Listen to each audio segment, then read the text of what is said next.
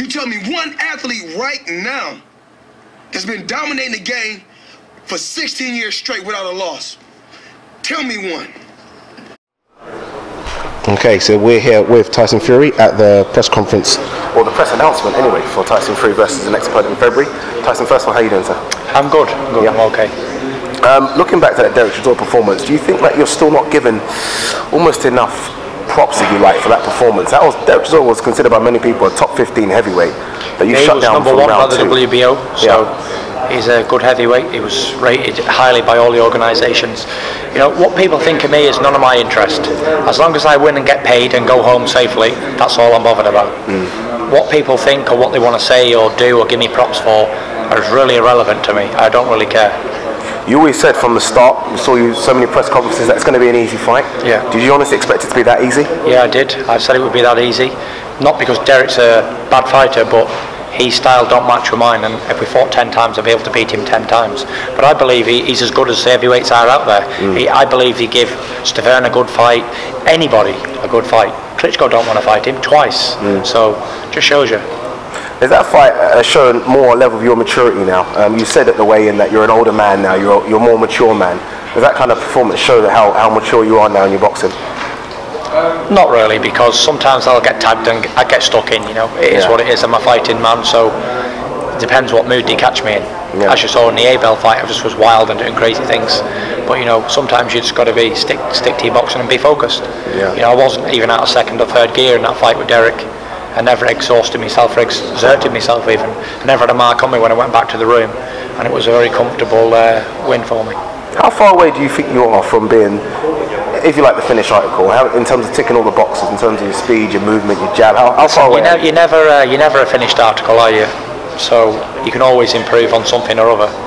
So I believe if you train hard enough in the gym and you want to improve on something, first of all you've got to want it, then you've got to execute it. If I want to improve my jab, then I work on the jab a lot. If I want to improve my head movement, then I work on that a lot. There's areas that everyone can improve on. There's nobody, not one person in the world that's perfect. There's always improvement on anything. Whether it's mental problems, physical, fitness, stamina, anything you want, you can always improve on.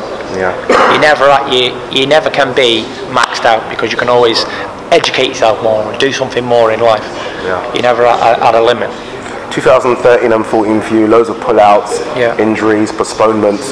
Is it a case of 2015 now, just getting on it and just sort of 3 fights, 4 fights a year from now on? Hopefully they can get me 2 or 3, 4 fights. Well, I love 4 fights, but hopefully they'll get me as many fights as I can. Hopefully they'll get me the title shot, and hopefully I'll win it. Let's hope 2015 is a sweet year for me, because I've had a bad year, this 13 and 14, been 2 bad years. So let's hope this 2015 will be a good year. It's a big fight at the O2. O2 is a big arena, nice arena as well. Is it hard not to look past it when you know what's probably coming in July, August, Wladimir Klitschko? Not really, because I just take one fight at a time. Whatever lurks in the future will stay there.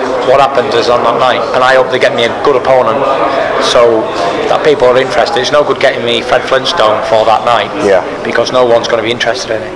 I want the hardest opponent that they can find me, whether it's a risky one or not. I still want to fight good people. You said in the press conference you're still not convinced the fight will happen. Is that your stance on it? You still don't think the Wladimir fight is going to happen? I don't think it's going to happen, but if it happens, it happens, and if it doesn't, it doesn't. I'm not going to set my heart on something that I don't believe myself. No matter what everybody else tells me, if I don't believe it in my own mind, then it's not true, to me anyway. So until I'm in there throwing punches at Wladimir, then it's not going to happen in my opinion. I've had a couple of questions, and thanks for your time as well, Tyson. Is the lure Wladimir, or is the lure world title? World title.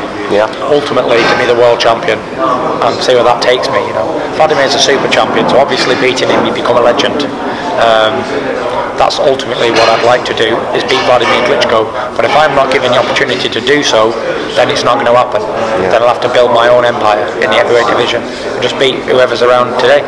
You look at Wladimir, 37, 38 years old. You look at that performance against Pulev.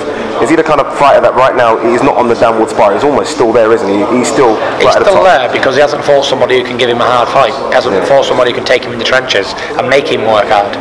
I saw it.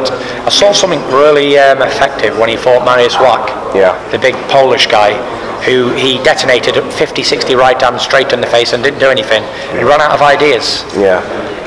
He was hurt in that fight. He was made work a little bit, and he was gassed. You know, I believe Wladimir Klitschko's made work for 4 rounds. He's out of there. He's gassed. People give him too much respect because he's a good champion, and they stay off him, and they try and outfox someone who's good at boxing, play a chess match with a man who's had 65, 70 fights, how many fights he's had. It's not going to happen. You've got to get in there. Young men should be able to beat old men 10 days a week, because in the fight game it's not an old man's game. And I know you're not old at 38, but you are for an athlete. 38-year-old men shouldn't be able to compete with young men, because it's a young man's sport, and that's where I come into it. Young, ready, and on it. I look at you, Tyson. Are you like the modern day heavyweight now, 6'9", 18 stone? Is this what heavyweights are now becoming? Probably not. Size don't mean anything, because if you can't fight, you can't fight. If you're 10 feet tall, it's all about if you can fight or not. And if you've got the ability to be athletic and move and twist and bend. All heavyweights punch hard, but not all heavyweights can twist and move and bend and slip and slide, which is the key to being a successful champion. Christmas coming, you're going to indulge? Not really. Every day's Christmas for me when I'm in this position anyway. Tyson, thanks for talking to Box Talk, mate. Cheers, guys.